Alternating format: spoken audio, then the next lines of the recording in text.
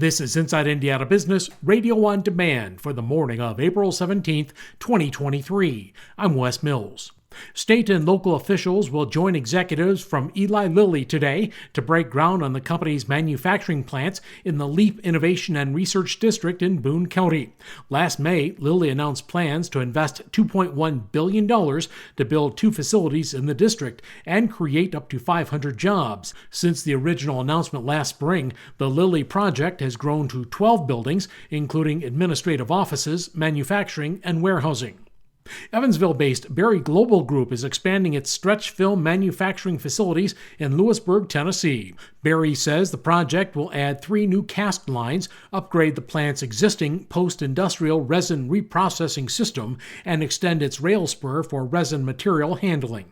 The number and monetary value of venture investments nationwide has dropped sharply in the first quarter as compared to a year earlier, but the situation in Indiana appears rosier. That's according to a new report from PitchBook, a research firm that provides independently gathered data and analysis to the venture capital and private equity sectors. PitchBook says the number of venture investments dropped 45% in the first quarter nationally. The total dollar value represents a 55% drop.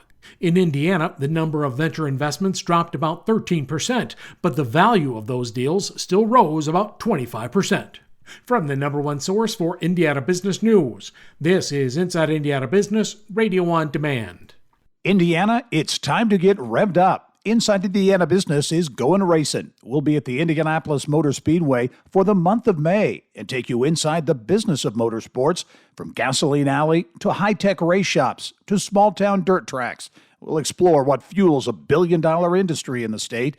Join the entire Inside Indiana Business team from the world's greatest race course for Business at the Brickyard, brought to you by Purdue University. It's checkered flag coverage you won't want to miss. Get ready, Northwest Indiana. We're headed your way. IBJ Media, Inside Indiana Business, and the Indiana Economic Development Corporation invite you to the inaugural Engage Northwest Indiana event, presented by CareSource, Indiana University, and Old National Bank.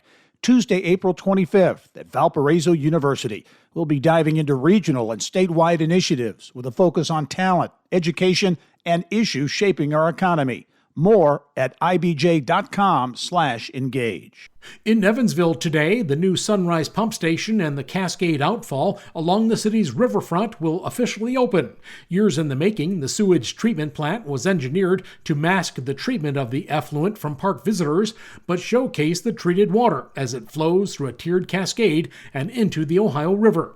During an appearance on Inside Indiana Business with Gary Dick, Evansville Mayor Lloyd Winnecke said it's one more step to draw people to the waterfront. Yeah, we're standing at the Sunrise Pump Station in Cascade. The Sunrise Pump Station was a direct result of our consent decree with US EPA to reduce the number of combined sewer overflows in our community.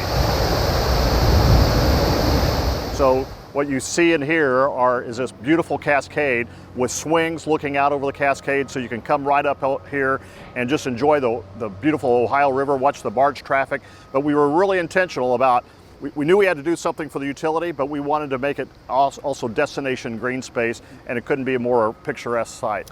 A year ago, the city rolled out its River Vision initiative, which includes changing traffic patterns, build out of an amphitheater, and create more visitor-friendly space. President Biden has approved a major disaster declaration for Indiana. FEMA announced Saturday that federal disaster assistance has been made available to 12 Indiana counties to help with state and local recovery efforts in areas affected by the storms from March 31st. 19 tornadoes touched down across the state. Assistance includes grants from temporary housing and home repairs, low-cost loans to cover uninsured property losses, and other programs to help individuals and business owners. The Columbia Club in Indianapolis has drafted plans for a new indoor-outdoor entertainment and eatery space on its roof overlooking Monument Circle that could cost as much as $10 million. The rooftop plans call for a 1,500-square-foot outdoor deck with seating for more than 50 people and a 1,600-square-foot indoor space with small kitchen, bar, and table seating for another 50 people.